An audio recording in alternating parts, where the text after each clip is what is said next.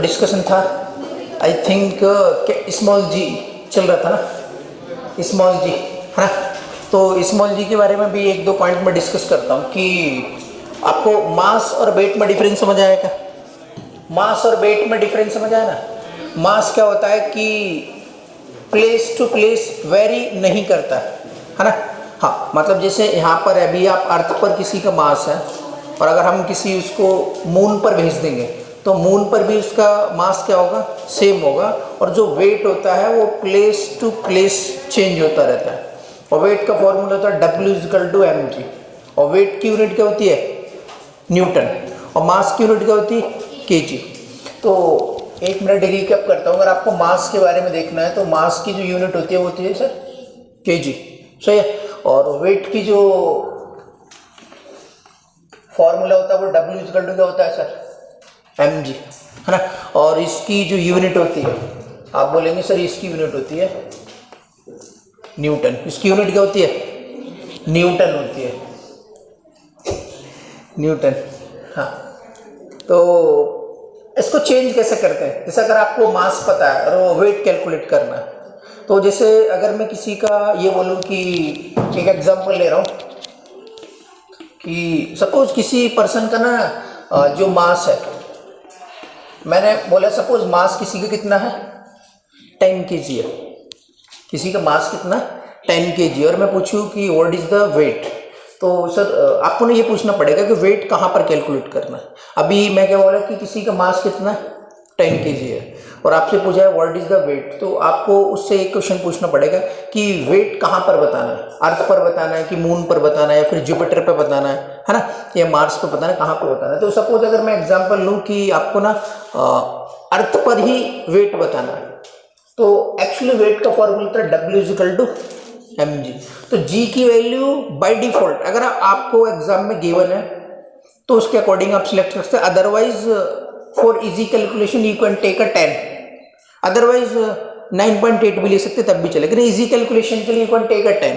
तो इसका अगर वेट की बात करेंगे ऑन अर्थ, है ना, अगर मैं अर्थ पर बात करूं ऑन द अर्थ, तो अर्थ पर जो g की वैल्यू कितनी होती है सर 9.8 और approximately we can take 10 metre per second. उसका मीटर पर समझ आएगा, मीटर पर सेकेंड स्क्वायर। तो अगर आप इसकी वैल्यू कैलकुलेट करें तो फॉर्मूला क्या है, फॉर्मूला होता है सर W=mg। m की वैल्यू कितनी है 10 और g की वैल्यू कितनी है 10। तो आप बोलेंगे वेट कितना हो गया सर 100 न्यूटन। समझ आएगा आपको। तो ऐसे आप किसी भी अगर आपको मास गिवन है तो वेट में यू कैन इजीली कन्वर्ट, बस जी की मल्टीप्लाई करना और जी की वैल्यू क्या होती चेंज होती रहती है ना, मून पर अलग होगा। तो मैं आपको ना एक तो एग्जांपल ये हो गया, ये कहाँ पर था, मून पर था। फिर मैंने आपको एक चीज़ और बता देता हूँ कि जैसे ये कल मैं जो डिस्कस किया था कि आपके पास ये क्या है, अर्थ है ना, ये आपके पास क्या अर्थ है। अर्थ पर जो मास सपोज किसी का है 50 kg, सही। अर्थ पर मास कितना 50 kg और सपोज इसका जो वेट था वो था, अज्यूम कर लो कि 60 kg और इसका वेट था सपोज 600 न्यूटन था, सही है। और इसको हमने कहाँ भेज दिया, मून पर भेज दिया। कहाँ पर भेज दिया, मून पर भेज दिया। और आपको मैंने पूछा था कि इसका मास बताओ यहाँ पर कितना होगा और वेट बताओ कितना होगा, ठीक है। तो अगर आप मास देखेंगे तो कल का डिस्कशन क्या था कि मास कभी भी चेंज नहीं होता। तो अगर अर्थ पर कितना था इसका 60, तो मून पर भी कितना होगा 60, तो आप लिखेंगे नो डाउटली इसका होगा 60। हाँ, अगर थोड़ा सा प्रॉब्लम ये कि वेट कैलकुलेट करना, तो जो मून पर जी की वैल्यू रहती है, ग्रेविटी की जो वैल्यू रहती है वो अर्थ के कंपेरिजन में g/6 होती है या 1/6 होती है। तो अगर कहीं पर g की वैल्यू कम होगी तो वेट डायरेक्टली प्रोपोर्शनल किसके होता है सर, g के। मतलब g की वैल्यू इंक्रीज करने पर w की वैल्यू क्या होती है, इंक्रीज। और g की वैल्यू डिक्रीज करने पर g की वैल्यू डिक्रीज करने पर वेट क्या होता है, कम, है ना। तो यहाँ पर अगर आप देखेंगे पहले आप g की वैल्यू कितना है यहाँ पर g/6, तो यहाँ पर वेट कैलकुलेट करेंगे तो वेट होगा सर W=mg। m कितना है यहाँ पर 60 और g की वैल्यू कितनी होती है सर 10 का 1 मतलब 10 कहाँ पर होती है सर? अर्थ पर। लेकिन यहाँ पर कितनी होती है? मून पर। तो आप मून पर बोलेंगे सर G/6 होती है। तो G की वैल्यू 10, तो आप लिखेंगे 10/6। ठीक है, तो इससे ये कैंसिल हो जाएगा। ये कितना हो गया? कैंसिल होगा 10 और 10 10 या 100। तो आप बोलेंगे वेट कितना आ गया सर यहाँ पर? 100 न्यूटन। तो ये स्टोरी किसकी होती है सर? वेट और मास की। ऐसा एक पॉइंट आपको समझ आया हो कि how to calculate, how to convert a mass into weight और वेट इनटू मास। सही ना? वो डिफरेंट प्लैनेट का डिफरेंट डिपेंड करता है। अब मैं एक ऐसे एक जी के टाइप का मैं क्वेश्चन पूछता है ना। अभी जो सोलर सिस्टम है, सोलर सिस्टम पता ना आपको, उसमें कितने वो है प्लैनेट्स? हाँ, कितने? मतलब 8 या 9? डिलेमा किस में है? बिटवीन 8 और 9 का है। तो अर्लियर, हाँ earlier it was the 9, now 8। एक प्लूटो था ना, प्लूटो। हाँ तो ये मैं कौन सा, यही तो बोल रहा हूँ, earlier it was 9, now recently 8। Because एक जो प्लूटो था ना एक, उससे प्लैनेट का दर्जा ले लिया गया वापस, है ना। तो आप ये बताओ सन के सबसे क्लोजेस्ट कौन सा है? सन के सबसे क्लोजेस्ट प्लैनेट कौन सा है? मर्क्यूरी, ठीक है ना। और उसके बाद में कौन सा है? वीनस। उसके बाद अर्थ, अर्थ के पास मार्स। हाँ तो होशियार बच्चे ने, ठीक है। तो अर्थ जो जितने भी मतलब आपका अभी जो मैंने प्लैनेट, सबसे बड़ा प्लैनेट बताओ। हाँ जुपिटर सबसे बड़ा प्लैनेट है, इसलिए जो थर्सडे आता है ना, जो अपना डे का सिस्टम है वो उसी को देख के किया गया है ना, नहीं समझे? मंडे ट्यूसडे फ्राइडे वही सिस्टम है। जैसे बृहस्पतिवार गुरुवार वो सबसे बिग डे बोलते हैं ना उसको, गुरुवार मतलब दैट मीन थर्सडे। और जुपिटर बोलते हैं, एक एक्टिवा नहीं जुपिटर, टीवीएस जुपिटर की स्कूटी भी आती है पता आपको? जुपिटर, जुपिटर मतलब सबसे बिग। हाँ उसके लिए उसका नाम जुपिटर रखा, सबसे बिग। अब बिग तो नहीं है लेकिन नेम रखा बिग।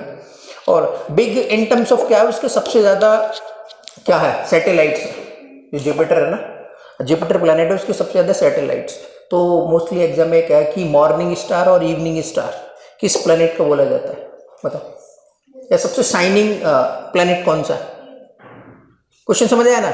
मॉर्निंग स्टार या इवनिंग स्टार किस प्लैनेट को बोला जाता है, या फिर सबसे शाइनिंग प्लैनेट कौन सा है? तो उसका नाम है वीनस।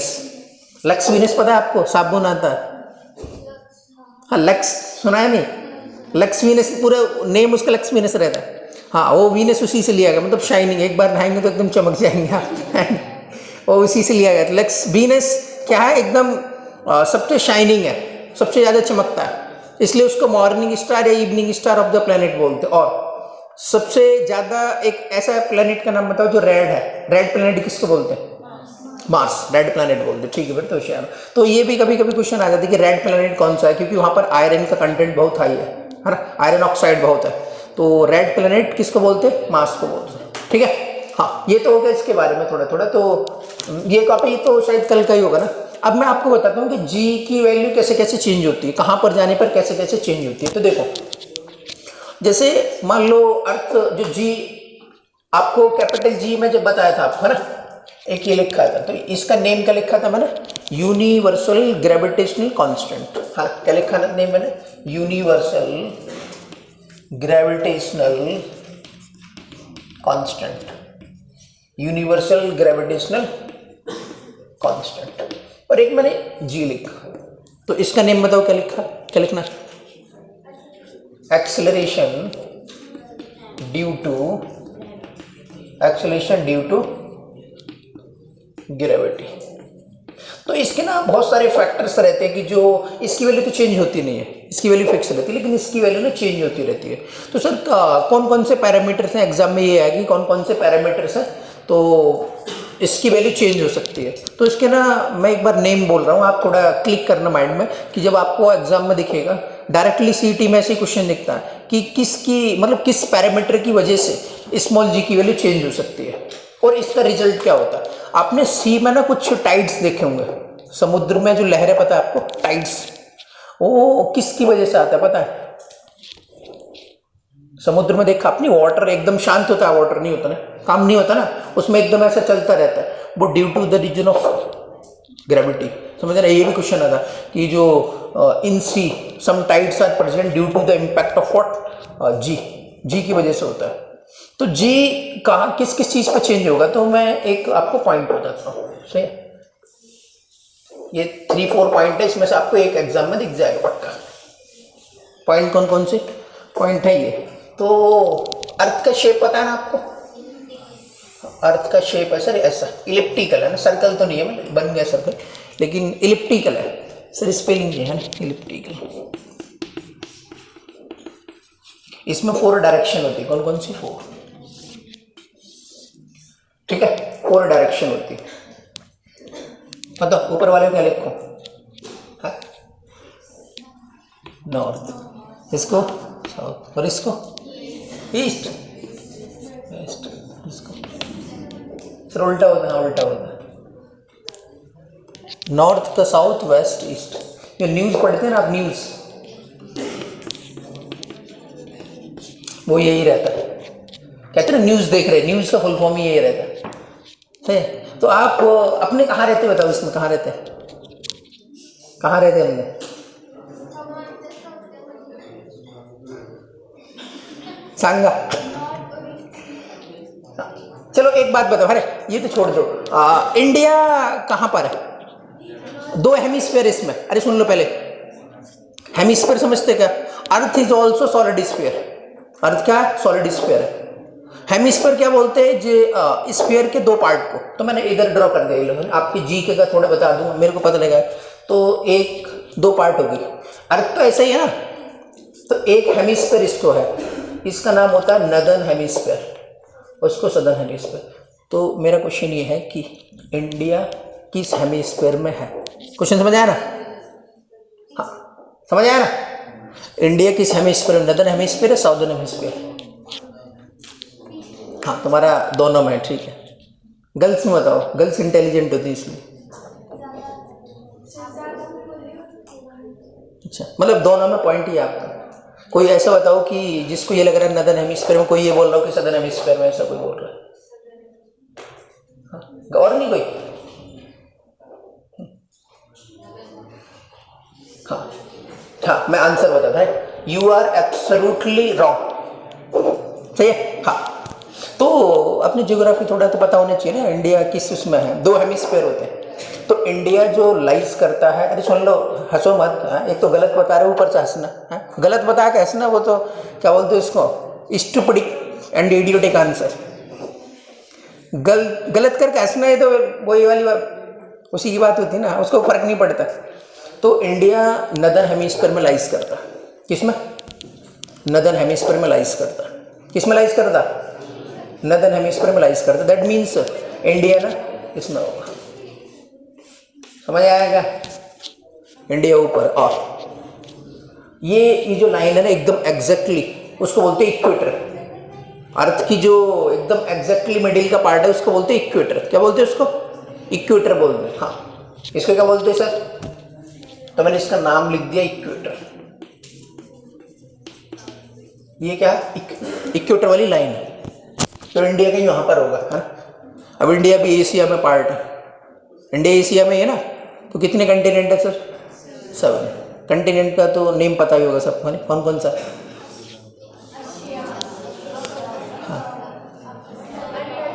हाँ, साउथ अफ्रीका और नॉर्थ अफ्रीका और वेस्ट अफ्रीका बोल दो। अफ्रीका के 4 कंटिनेंट बना दो, नॉर्थ वेस्ट साउथ। वाह, कोई 7 कंटिनेंट के नेम बताएगा? 5 ही बताओ, चलो जिसको पता हो। कौन सा? आशिया?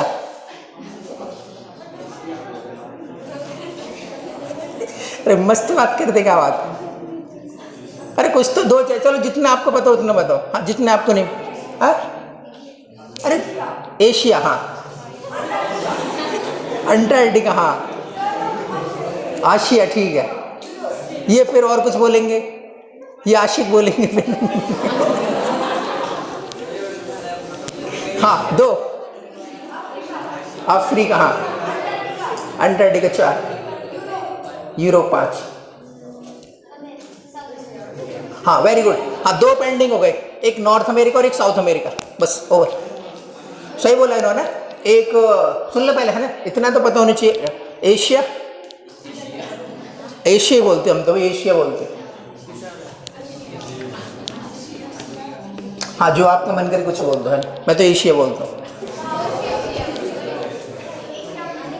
ठीक है, एशिया और Africa, Europe, north America, south America, Antarctica, Australia, 7 over. ठीक है, हाँ तो इंडिया जो लाइज करता है ना वो एशिया में लाइज करता है, और एशिया में भी 5 पार्ट है, एशिया में भी 5 पार्ट है। कौन कौन से सुन लो, 1 मिनट में ओवर करता है, आपको आज नॉलेज हो जाएगी। इसमें भी ना 5 पार्ट है एशिया के, एक नॉर्थ एशिया और एक साउथ एशिया, एक वेस्ट एशिया और एक ईस्ट एशिया और एक सेंट्रल एशिया। तो आप बताओ इंडिया किस में लाइज करता है? क्वेश्चन समझ आया ना? इंडिया किस एशिया के किस पार्ट में लाइज करता है? हाँ इनको भी सोच लेंगे, सबका सबका साथ सबका विकास। तो देखो, हाँ नॉर्थ में रशिया, साउथ में इंडिया, सेंटर में कजाकिस्तान, और इधर कौन सा होता है, वेस्ट में चाइना, और एक इधर होता है ईस्ट में। ईस्ट में क्या है? नहीं, Saudi Arabia, Saudi Arabia, Saudi Arabia जो ऑल्सो इन एशिया। तो आपको पॉइंट समझ आया होगा, India is lies in south Asia. ठीक है, तो इंडिया किस में लाइज करता है? साउथ एशिया में, सही है। हाँ अब मैंने एक बात बता रहा हूँ, ये इक्वेटर है और ये पोल है, इसके ये 2 पोल है। एक क्वेश्चन और पूछो बताते बताते। हाँ एक क्वेश्चन और, जब इंडिया की बात हो गई तो आप ये बताओ कि इंडिया बाउंड्री शेयर करता है कंट्री के साथ, बहुत सारी, कितनी टोटल कंट्री के साथ बाउंड्री शेयर करता है? हाँ इंडिया कितनी कंट्री के साथ बाउंड्री शेयर करता है? 11, वेरी गुड। और बताओ? 5, वेरी वेरी गुड। और बताओ? 4, वेरी का पापा, डबल वेरी। अब देखो मैं बताता, हाँ जो इंडिया बाउंड्री शेयर करता है वो 7 कंट्रीज के साथ करता, और ये मेरा फेवरेट क्वेश्चन है। ठीक है, हाँ देखो क्वेश्चन ये है, ए बॉयज बताओ, है ना, गर्ल्स नहीं बताएंगे, वो कुछ भी कुछ बात करती है। बोला क्वेश्चन, हाँ क्वेश्चन ये है कि इंडिया किस कंट्री के साथ मैक्सिमम बाउंड्री शेयर करता है? इंडिया किस कंट्री के साथ मैक्सिमम बाउंड्री शेयर करता है? हाँ पहले पाकिस्तान वाले बताओ, उनको पाकिस्तानी भेज देते फिर। चाइना वाले बताओ, चाइना, हाँ इट मे बी और मे नॉट बी, है ना। और कुछ बताओ, नेपाल, भूटान, बांग्लादेश, कुछ सांगा। हाँ मैं आंसर बताता हूँ, है ना, और ये आप किसी के पापा से ही पूछेंगे ना, वो भी गलत बताएगा पक्का। हाँ इसलिए चुपचाप सुन लो। हाँ वो अनएक्सपेक्टेड रिजल्ट है इसका, है ना, एकदम जो सोच नहीं सकते ना उसका आंसर है। हाँ अरे अपने को तो आपने पता है, सुन लो। इंडिया जो मैक्सिमम बाउंड्री शेयर करता है, बांग्लादेश, बांग्लादेश पता है ना आपको? हाँ 4000 के समथिंग किलोमीटर बाउंड्री शेयर करता है। तो इंडिया मैक्सिमम बाउंड्री शेयर किसके साथ करता है? बांग्लादेश। सेकंड किसके साथ करता है? पाकिस्तान। थर्ड चाइना, और फिर उसके बाद नेपाल, भूटान और म्यांमार। सबसे कम बाउंड्री शेयर करता है अफगानिस्तान, ओनली 80 किलोमीटर। अफगानिस्तान के साथ ओनली 80 किलोमीटर शेयर करता है। तो टोटल नंबर ऑफ कंट्रीज कितने के साथ करता है? 7।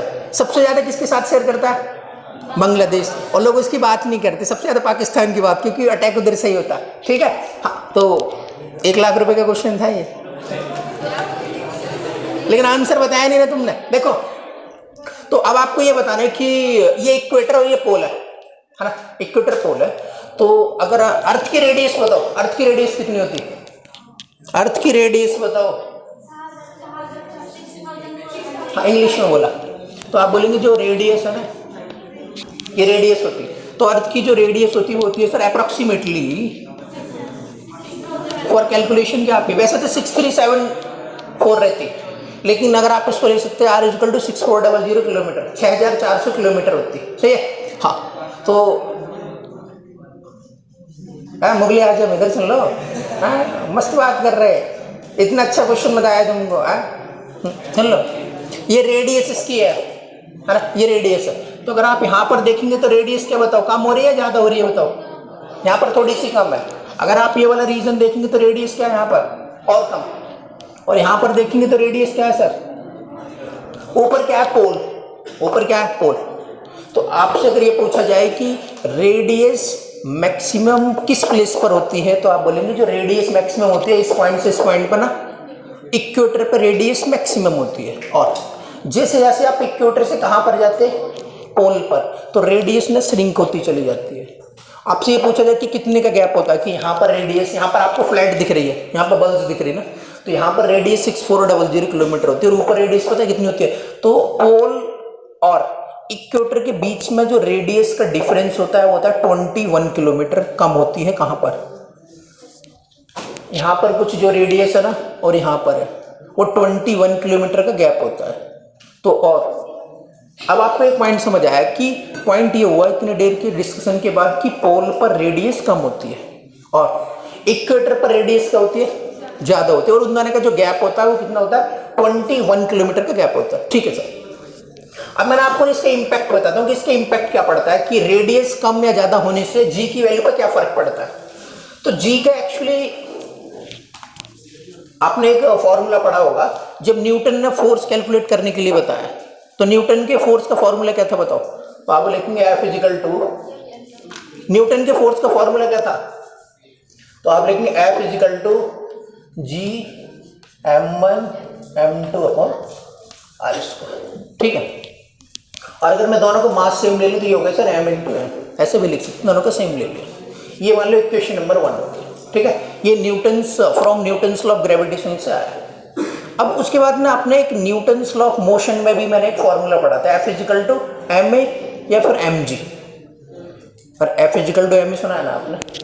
F इजिकल टू एक फॉर्मूला होता है क्या सर, एम ए क्या होता है एक्सेलरेशन, और एक्सेलरेशन को वी कैन राइट जी। अगर आप इन टर्म्स ऑफ ग्रेविटी लिख रहे हैं तो ए को जी लिख सकते हैं। तो मैं क्या कर रहा हूँ, देखो F के प्लेस पर लिख रहा हूँ एम जी, और ये हो गया आपके पास जी एम आर स्क्वायर। अब लेफ्ट साइड और राइट साइड आपको क्या सेम दिख रहा है बताओ, क्या सेम दिख रहा है। तो जी का फॉर्मूला ये प्रूफ होगा, डेरिवेशन होगा कि जी का जो फॉर्मूला होता है वो होता है G M upon R square, और ये 5 स्टार। तो आप बताओ जो स्मॉल जी किस किस चीज पर डिपेंड करती है, तो बोलेंगे small G depends on what, mass of the planet and radius of the planet पर डिपेंड करते हैं। अब आप मेरे को एक बात बताओ, अभी ना सर आपने एक डिस्कशन किया था कि यहाँ पर रेडियस क्या है, यहाँ पर रेडियस क्या है ज़्यादा, और यहाँ पर रेडियस क्या है, इन दोनों का गैप कितना है 21 किलोमीटर, ये ज़्यादा है। तो इसका ना रिलेशन बता सकते हैं कि ये तो जी की वैल्यू ऑलरेडी कांस्टेंट है, और एम मास भी किसी भी प्लेनेट का फिक्स होता है, कि जी की वैल्यू ऑलरेडी फिक्स होती है, और एम भी किसी भी प्लेनेट का फिक्स होता है। तो चेंज क्या हो सकता है, रेडियस। तो अगर मैं ये लिखूँ g is inversely proportional to 1 upon R square, मतलब ये हुआ कि जहाँ पर कहीं पर भी रेडियस ज़्यादा होगी वहाँ पर g की वैल्यू क्या होगी, कम होगी, और जहाँ पर रेडियस कम होगी वहाँ पर g की वैल्यू क्या होगी, ज़्यादा होगी। कंक्लूजन ये हुआ। तो रेडियस कहाँ पर ज़्यादा है बताओ, पोल पर या इक्वेटर पर। रेडियस सबसे ज़्यादा कहाँ पर है, इक्वेटर पर। तो आप ये बोलेंगे दैट्स वाई जो आपकी बुक में लिखा रहता ना कि पोल पर या इक्वेटर पर जी की वैल्यू क्या होती है, मैक्सिमम। तो यहाँ पर जो इक्वेटर पर जी की वैल्यू क्या होती है सर, मैक्सिमम होती है, नहीं मिनिमम। जी की वैल्यू क्या होती है सर, मिनिमम, बिकॉज यहाँ पर रेडियस क्या है सबसे ज़्यादा, और यहाँ पर जी की वैल्यू क्या होती है सर, मैक्सिमम। यहाँ पर जी की वैल्यू क्या होती है। तो पॉइंट ये हो गया कि जी की वैल्यू इक्वेटर पर मिनिमम होती है और जी की वैल्यू पोल पर मैक्सिमम होती है। अगर किसी की वैल्यू जी की वैल्यू आपको पता लगा कि कहाँ पर इक्वेटर पर मिनिमम या मैक्सिमम, तो आप ये भी बता सकते कि वेट किस पर डिपेंड करता है। अब विशाल त्यागी वो रिवॉल्वर दे दूंगा, मर्डर वर्डर कर लो और सीधे खत्म ही कर दो काम, झगड़ा खत्म। तो जहां पर जी की वैल्यू का इंपैक्ट समझ आएगा, जैसे जी की वैल्यू कहां पर मिनिमम है, यहां पर। और वेट का कंसेप्ट क्या है sir, W equal to mg, मतलब जहां पर जी ज्यादा होगा वेट ज्यादा होगा। तो पॉइंट ये है कि बताओ आप वेट कहां पर ज्यादा होगा, पोल पर या इक्वेटर पर, बताओ वेट कहां पर ज्यादा होगा, पोल या इक्वेटर, पोल पर, समझ आया, क्योंकि पोल पर जी की वैल्यू ज्यादा होती है और इक्वेटर पे जी की वैल्यू कम होती है, that's why the weight will be less at equator. तो एग्जाम में क्वेश्चन आपको ऐसे दिखेगा, है ना, 8 से 10 बार क्वेश्चन आया कि एक पर्सन था या कोई बोलेंगे एस्ट्रोनॉट्स है या कोई बॉडी है, वो इक्वेटर से पोल पर गई, एक बॉडी है वो कहां से कहां गया, इक्वेटर से पोल पर गया, तो उसका वेट क्या होगा, इंक्रीज या डिक्रीज, इंक्रीज होगा। समझ आया क्या, क्यों इंक्रीज होगा, क्योंकि इक्वेटर से जब पोल पर जाते टाइम रेडियस कम होगी और रेडियस कम होगी तो जी की वैल्यू क्या होगी, ज्यादा होगी।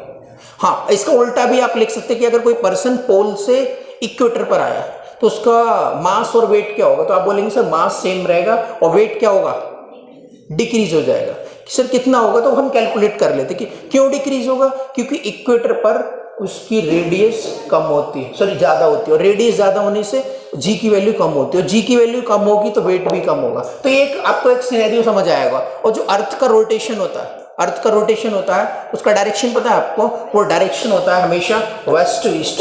कैसा रहता है, इसका रोटेशन होता है सर वेस्ट टू ईस्ट, ऐसा अर्थ घूमती है वेस्ट टू ईस्ट। अब मैं एक देखो एक इंटरेस्टिंग फैक्ट, आज तक शायद आपके माइंड में एक मिथ होगा, मेरे को एक बात बताओ कि सन की जो पोजीशन रहती है वो फिक्स रहती है या मूव करता है, मेरे को एक बात, क्वेश्चन समझ आया ना आपको, मैं पूछ रहा हूं कि the actual position of sun, sun move करता है या रोटेट करता है या फिक्स रहता है उसकी प्लेस, आप बताओ, यस या नो, है ना, आप बताओ, फिक्स रहता है, हाँ फिक्स एकदम एब्सोल्युटली रॉन्ग आंसर, हाँ रोटेट करता है, लेकिन हमको तो यही पढ़ाएगा ना कि सन एकदम फिक्स, अर्थ रोटेट करती, तो एक्चुअली जो सन मूव करता है ना बहुत स्लोली मूव करता है, मतलब 250 मिलियन ईयर्स में एक राउंड मारता है अपनी एक्सिस पर, 250 मिलियन ईयर्स में एक राउंड मारता है, और उतने ईयर्स को बोलते हैं one cosmic years, one cosmic years, जिस वन कॉस्मिक ईयर किसको बोलते हैं, जिसमें कोई सन अपनी एक्सिस पे एक रोटेशन मार दे, बहुत स्लोली मूव करता है। इसलिए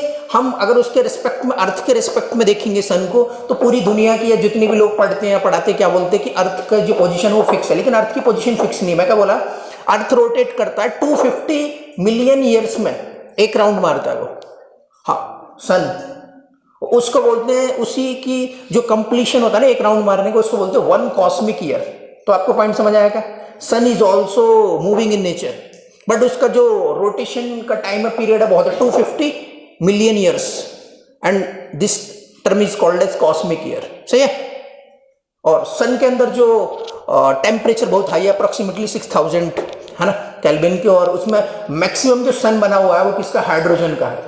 सन के अंदर जो, अगर आपसे पूछा जाए कि सन के अंदर कौन सी गैस है मैक्सिमम, तो आप बोलेंगे सर उसमें हाइड्रोजन है, सन का जो पूरा सिस्टम है वो किसका है, हाइड्रोजन गैस है उसमें मैक्सिमम, ठीक है, समझ आया ना। तो आज के बाद क्या बोलेंगे सर, सन की पोजीशन, सन मूव करता है, पहले आप किसी से पूछो, हाँ बेटा ये बता सन मूव करता है, बोलेगा नहीं अर्थ मूव करती है और चक्कर मारती, हाँ ठीक है, बोलेगा मैंने तो ये पढ़ा कि 250 मिलियन ईयर्स में वो राउंड मारता है एक, हाँ दैट्स वाई उसको बोलते हैं कॉस्मिक ईयर। तो बोलेगा तूने कहाँ पढ़ा, बोले हमने पढ़ा है ना।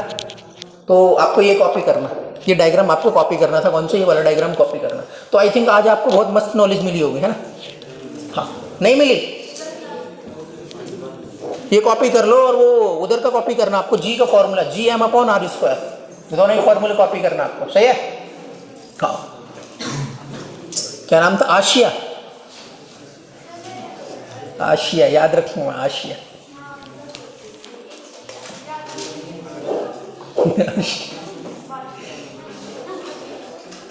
आशिया।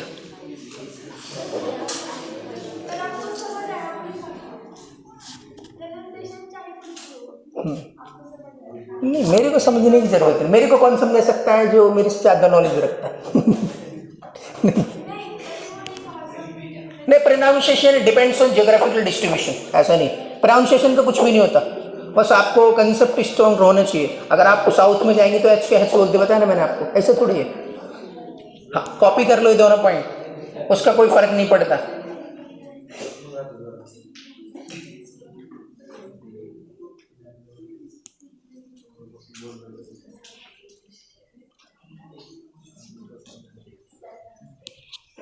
कॉपी कर लो जल्दी।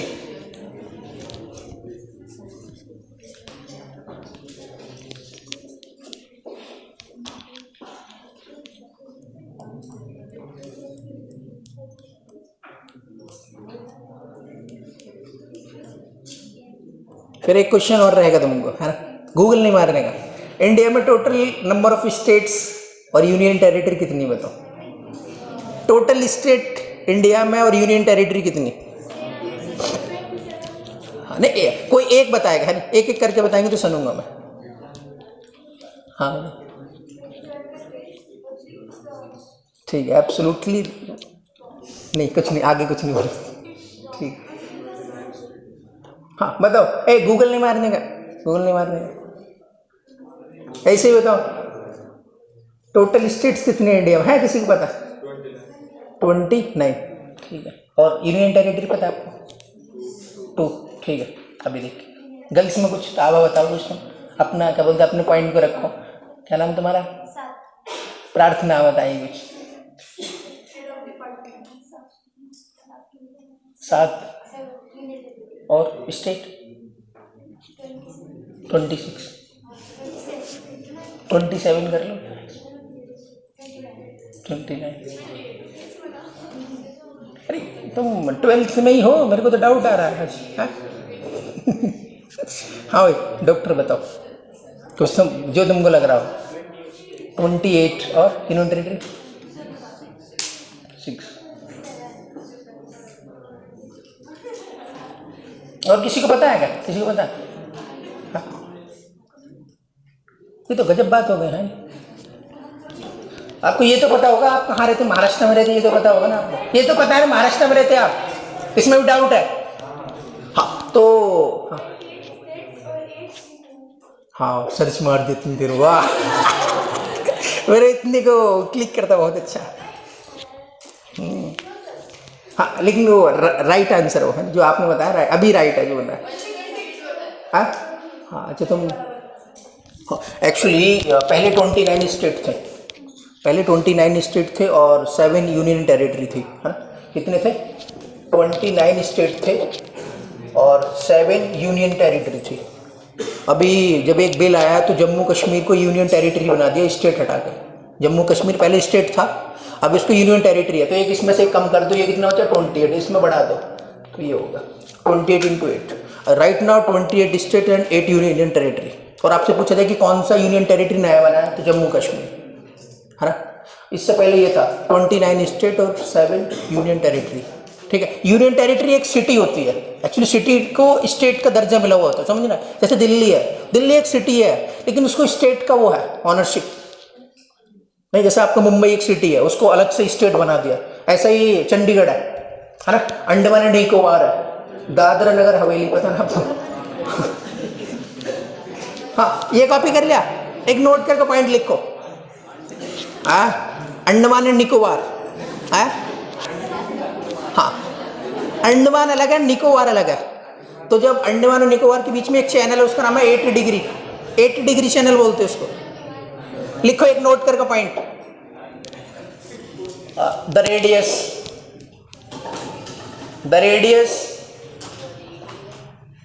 At equator, the radius at equator and radius at pole, the radius at equator and radius at pole, pole POLE pole। तुम तो कुछ भी सुनो, पोल।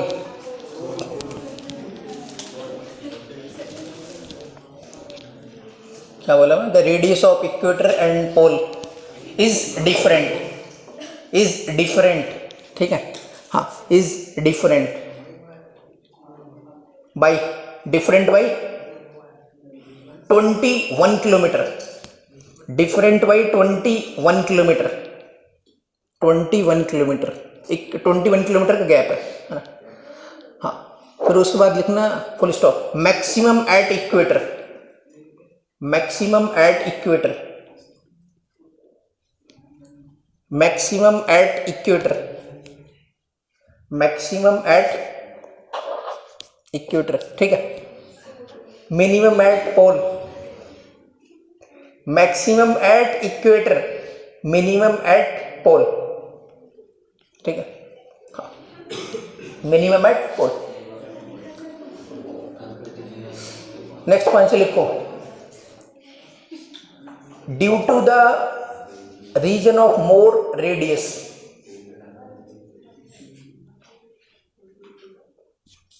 Due to the more radius, हाँ, due to the reason of more radius. खोए खोए, वो एक बात सुन, एक डायलॉग याद आया, हाँ बाद में सुनाऊंगा, अभी नहीं। खोए खोए वाले पे एक डायलॉग याद आया, बाद में सुनाऊंगा।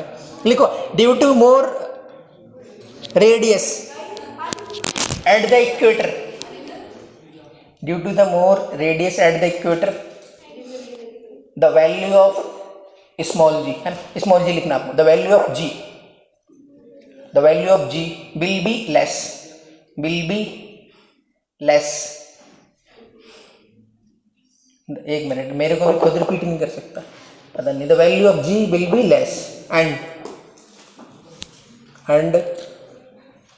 Due to less radius, due to less radius at pole, due to less radius at pole, the value of g, the value of g will be more, the value of g will be more at pole, at pole, pole p-o-l, pole, ठीक है। हाँ, note करके point लिखो, हाँ तो वो तो कुछ भी लिख दे, तेरे लिए सब माफ है, 7 खून माफ। एक नोट करके पॉइंट लिखो, if a person, if a person move from, है ना, if a person move from, if a person move from equator to pole, if a person move from equator to pole, its weight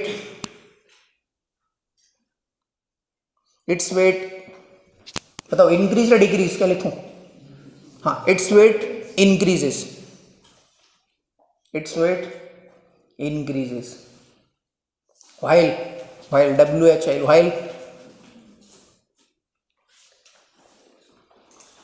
pole to equator, while pole to equator, its weight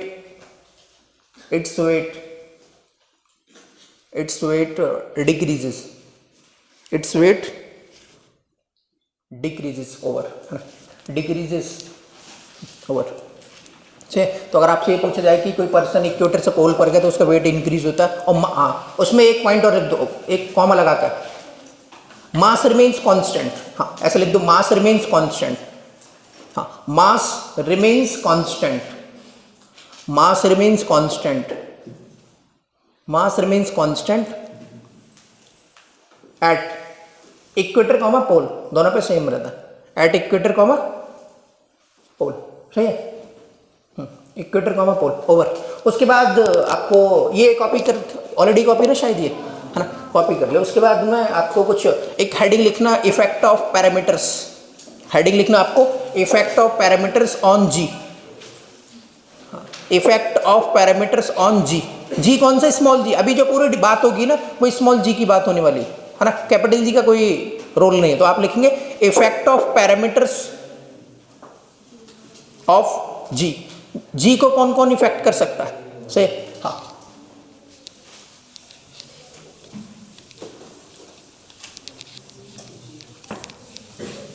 तो first लिखेंगे आप, first point height, height, height,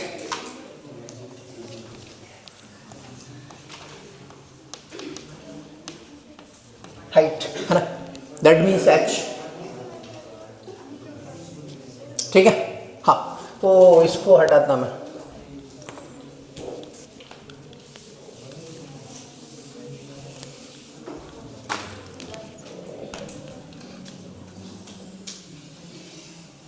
ये मैंने एक अर्थ बना दिया है ना, एक अर्थ का शेप है ऐसा, ठीक है। और हम कहाँ रहते हैं सर, इसकी सरफेस पर रहते हैं, यहाँ पर सही है, अर्थ की सरफेस पर रहते हैं, ऊपर ऊपर ही रहते हैं ना, अर्थ की सरफेस पर रहते हैं। और ये अर्थ का क्या है, सेंटर। तो अर्थ की सरफेस पर जी की वैल्यू कितनी होती है, अभी बताया था आपको, बताओ अर्थ की सरफेस पर जी की वैल्यू कितनी होती है, 9.8। तो आप बोलेंगे जी की वैल्यू यहाँ पर होती है sir 9.8 metre per second square, ठीक है। तो मैंने अभी एक फर्स्ट पैरामीटर लिखा हाइट का, तो हाइट का जी पर क्या इफेक्ट पड़ता है। तो जैसे जैसे अगर हम किसी बॉडी कोई भी ऊपर जाएगी, देखो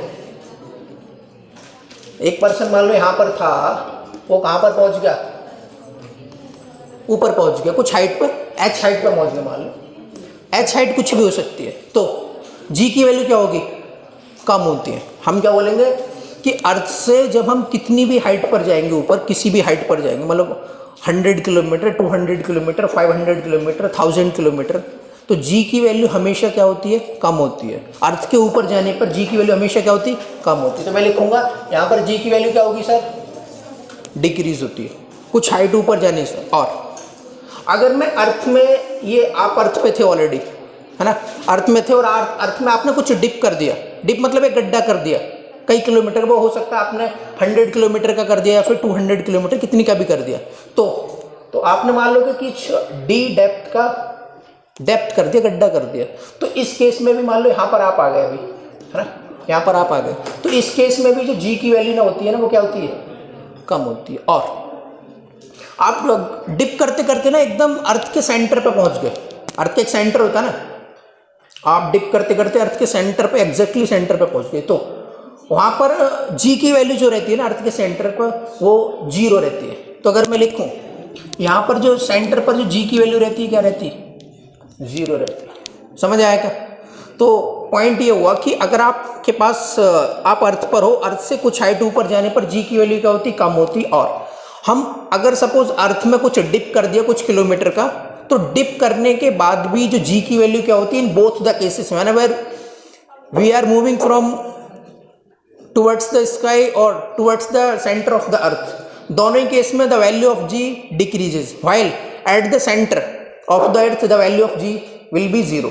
तो कभी कभी ऐसा आता है कि हमको क्या लगता है, कुछ लोग थोड़ा सा ज़्यादा स्मार्ट बनते हो, क्या बोलते हैं जी पर, जो सेंटर पर जी की वैल्यू मैक्सिमम लिख देते हैं, तो सेंटर पर जी की वैल्यू क्या होती, 0, और अर्थ के सपोज ऊपर जाने पर जी की वैल्यू क्या होती, कम, और इसकी वैल्यू क्या होती, डिप करने के बाद ये। अब वो आपने ये तो ऑटोमेटिकली बता दिया कि सर कुछ हाइट ऊपर जाने पर जी की वैल्यू क्या होती, कम होती है, लेकिन कितनी कम होती है, हम कैसे कैलकुलेट करें सर, है ना। जैसे अगर मैं 100 किलोमीटर गया या फिर 500 किलोमीटर गया, तो सर जी की वैल्यू कितनी कम होगी, सेम थोड़ी कम होगी, है ना, डिपेंड्स ऑन हाइट। तो इसके लिए एक स्टैंडर्ड फॉर्मूला होता है।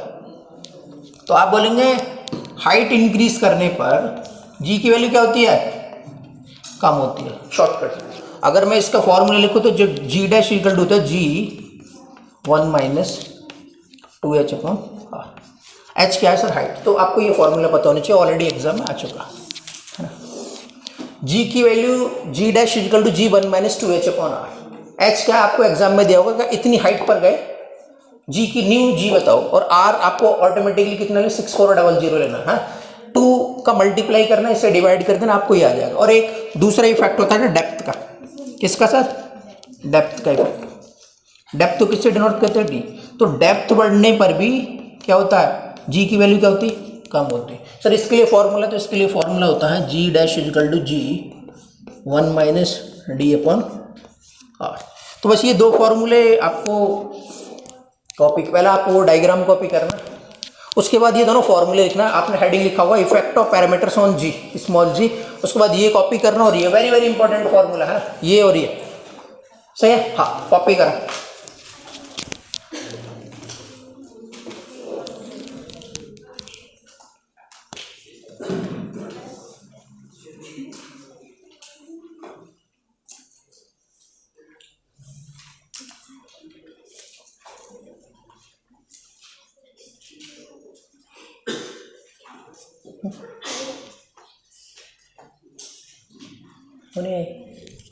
जोड़ीदार आगे, हाँ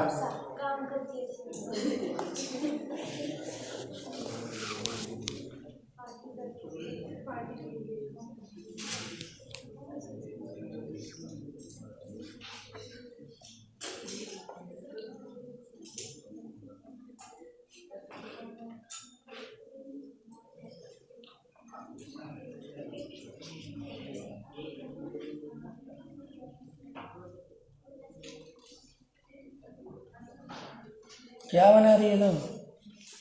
पेंटिंग। ओ पेंसिल तो दिखाओ कितनी बड़ी है। पेंसिल जिससे लिख रही थी वो तो दिखाओ। अभी जिससे लिख रही थी वो तो दिखाओ। नहीं ओ अभी लिख रही थी जिससे।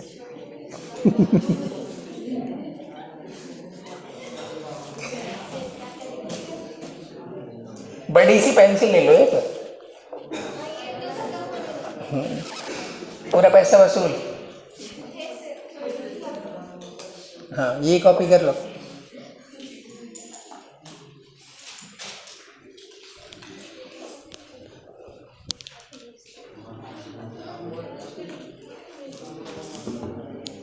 ओके एक थर्ड इफेक्ट और दिखा। अब एक उसके बाद आपको ये सेकंड 2 पॉइंट लिखा है, एक हाइट का और एक डेप्थ का। एक सेंटर पर लिखाऊंगा ना, at the centre of the earth the value of ji will be 0। ठीक है हाँ।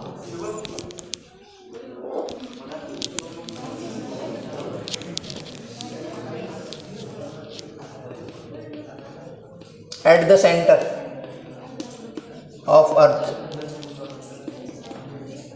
at the center of earth, at the center of earth the value of g, the value of g कितनी होती है? 0 0। हाँ ये कॉपी वॉपी कर लो कुछ।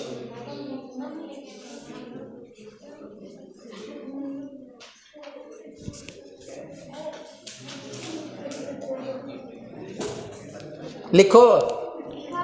मैं इनको बोल, दोनों गलत जगह पर बैठ गए तुम दोनों, गलत जगह बैठ गए तुम। इधर बैठना चाहिए तुमको। हाँ नहीं तुम नहीं।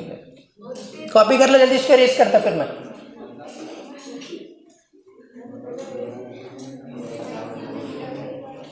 हो गया हाँ। एक लास्ट लिखो। नहीं उन्होंने तो अर्शिया बहन क्या बताया मेरे को? अर्शिया या आशिया क्या बताया? आशिया।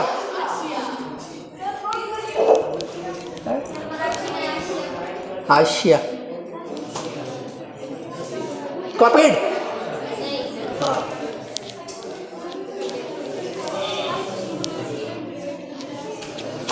एक लिखना आपको third fourth, effect of rotation. Last कौन सा था ये? Third fourth, effect of rotation, effect of rotation. ठीक है effect of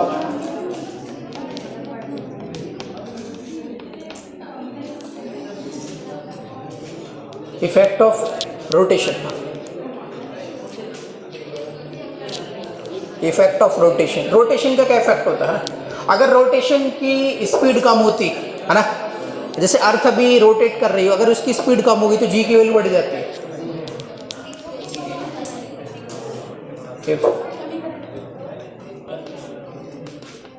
if rotation speed decreases, है ना, शॉर्ट में लिख रहा हूं मैं।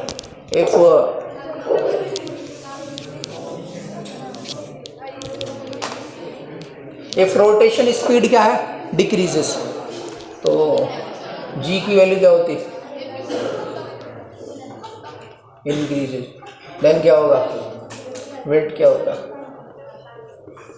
इंक्रीजेस। ठीक है हाँ। अगर इफेक्ट ऑफ रोटेशन के, अगर रोटेशन की स्पीड कम हो जाएगी तो जी की वैल्यू इंक्रीज होती है, जी की वैल्यू इंक्रीज तो वेट भी इंक्रीज। ठीक है हाँ होगा। तो आपसे अगर ये पूछा जाए कि अभी जो टाइम पीरियड है उसका अप्रोक्सीमेटली 24 आवर है ना, अप्रोक्सीमेटली 24 आवर। अगर उसको हम थोड़ी स्पीड उसकी कम कर दें, अर्थ एकदम स्टॉप हो जाए, है ना, या उसकी स्पीड कम हो जाए, तो जी की वैल्यू क्या होगी? तो जी की वैल्यू कैसे होती है? तो उसका एक डेरिवेशन मैं कल जो कराऊंगा। तो जी की वैल्यू क्या होती? कम, इंक्रीज हो जाती है। और इंक्रीज होने जैसे जी की वैल्यू इंक्रीज होती है तो वेट इंक्रीज हो जाएगा। तो अगर अर्थ स्लोली रोटेट करेगी तो आपका वेट बढ़ जाएगा। सही है। हाँ, तो ये था इफेक्ट ऑफ पैरामीटर्स ऑन जी, है ना। इसमें से आपको जो एग्जाम में देखेगा 2 फॉर्मूले मैंने आपको लिखाया ना, मोस्टली वही दिखते, effect of depth and effect of height. सही है। हाँ, कॉपी कर लो एक बार आप उसको। अर्थ एक सॉलिड स्फीयर का एग्जांपल है, और सॉलिड स्फीयर का वॉल्यूम कितना होता है? सॉलिड स्फीयर का वॉल्यूम बताओ कितना होता है? 4/3 पाई आर क्यू रहता है। सही है, 4/3 पाई आर क्यू। तो फिर आपने ना जीके में एक सुना होगा, है ना, क्या सुना होगा कि सर पोल पर ना 6 मंथ की नाइट और 6 मंथ का डे होता है। सुना आपने ऐसा कुछ? नहीं सुना? पोल पर 6 मंथ की नाइट और 6 मंथ का डे होता है। 6 महीने डे रहता है और 6 महीने नाइट। कहाँ पर? पोल पर, यहाँ पर। और 2 ही पोल होते हैं, नॉर्थ और साउथ, क्योंकि वहाँ पर जो अर्थ का जो 2 टर्म रहते हैं, एक रोटेशन और एक रिवॉल्यूशन। रोटेशन का मीनिंग होता है कि अपनी ही एक्सिस पर रोटेट करना, जैसे ये फैन रोटेट करता है, रिवॉल्यूशन नहीं करता। सही है। और रिवॉल्यूशन क्या होता है? उसके अराउंडिंग में मूव करना। सही है। हाँ, कॉपी बताता हूँ तो क्या क्या लिखा है लोगों ने, है ना, थोड़ा बता देता। हाँ, इसको तो